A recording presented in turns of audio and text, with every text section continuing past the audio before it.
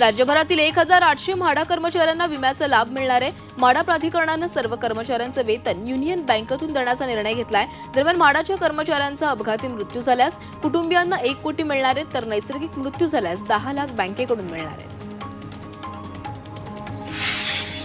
उत्तर प्रदेशातील प्रयागराज इथं होणाऱ्या महाकुंभ मेळ्यासाठी दररोज विमानसेवा सुरू करण्यात येणार आहे। मुंबई, दिल्ली, बंगळुरू आणि अहमदाबाद या 4 शहरांमधून रोज विमानसेवा सुरू करण्याची घोषणा करण्यात आली आहे। 12 जानेवारी ते 28 फेब्रुवारी दरम्यान ही सेवा भाविकांना उपलब्ध असेल। नाताळ आणि नववर्ष या स्वागतासाठी कोकण आणि गोव्याला जाणाऱ्या प्रवाशांच्या सोयीसाठी मध्य रेल्वेकडून विशेष गाड्या सोडण्यात येत आहेत। एलटीटी ते करमाळी या मार्गावर विशेष गाडी चालवण्याचा निर्णय घेण्यात आलाय। या निर्णयामुळे प्रवाशांना गर्दीच्या काळात मोठा दिलासा मिळणार आहे।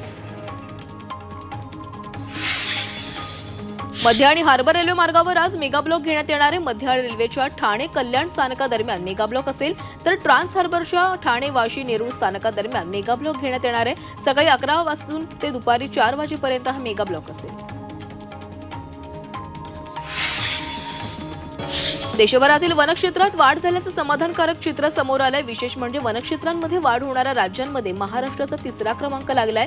केंद्रीय पर्यावरण, वन आणि हवामान बदल मंत्री भूपेंद्र यादव यांनी भारतीय राज्य वन अहवाल 2023 सादर केलाय।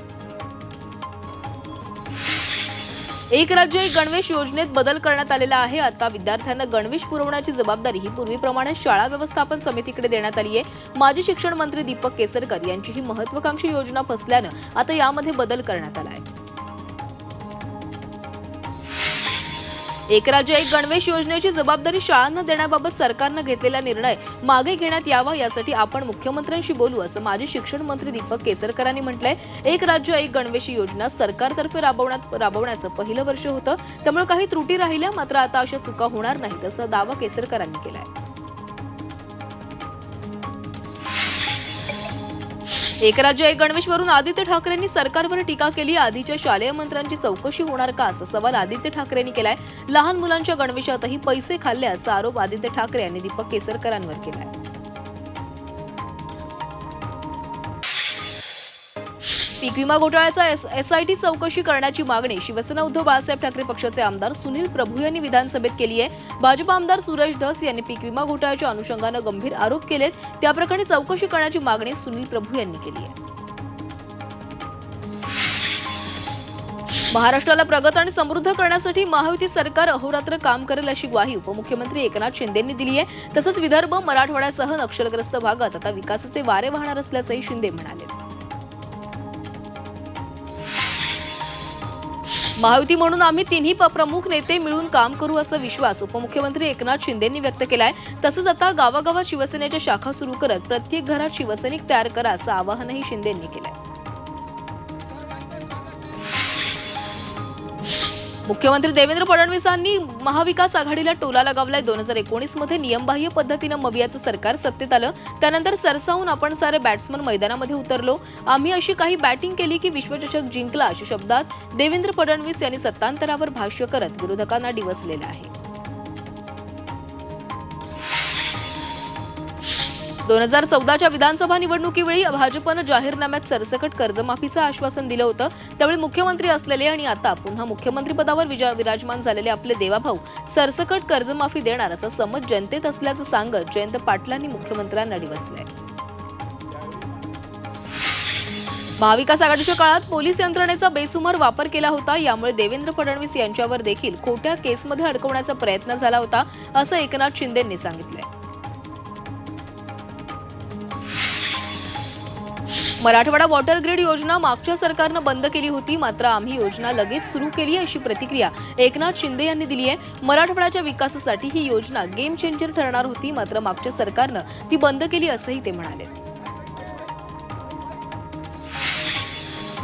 शिवसेना संपवण्यात आमदार आदित्य ठाकरेंचा मोठा वाटा असल्याचा गंभीर आरोप शिवसेना नेते दीपक केसरकरांनी केलाय। उद्धव ठाकरेंना महायुतीसोबत यायचं होतं, मात्र आदित्य ठाकरेंना काँग्रेससोबत जायचं असल्यामुळे महायुती होऊ शकली नसल्याचा खळबळजनक दावा हा केसरकरांनी केलेला आहे। मंत्रिपदावरून दिलीप वळसे पाटलांनी कार्यकर्त्यांना सुनावले। आंबेगाव विधानसभा निवडणुकीच्या निकालानंतर वळसे पाटलांच्या विजयानंतर आभार मेळावा घेण्यात आला। यावेळी वळसे पाटलांनी आभार मेळाव्यातून मंत्रिपदावरून कार्यकर्त्यांना सुनावले।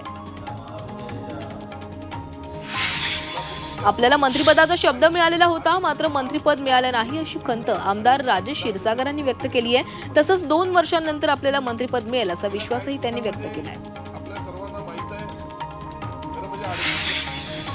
पंतप्रधान नरेंद्र मोदी यांच्या हस्ते अखिल भारतीय मराठी साहित्य संमेलनाचं उद्घाटन केलं जाणार आहे. दिल्लीत 21 फेब्रुवारीला मराठी साहित्य संमेलनाचं उद्घाटन होईल. त्याच्या उद्घाटन कार्यक्रमाचं निमंत्रण मोदींनी स्वीकारल्याची माहिती संमेलनाचे स्वागताध्यक्ष शरद पवारांनी दिली आहे.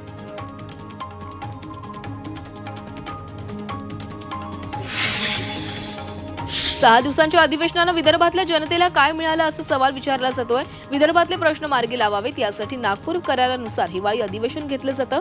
मात्र या 6 दिवसांच्या अधिवेशनात विदर्भाला काय मिळालं असा सवाल विरोधक करतायत.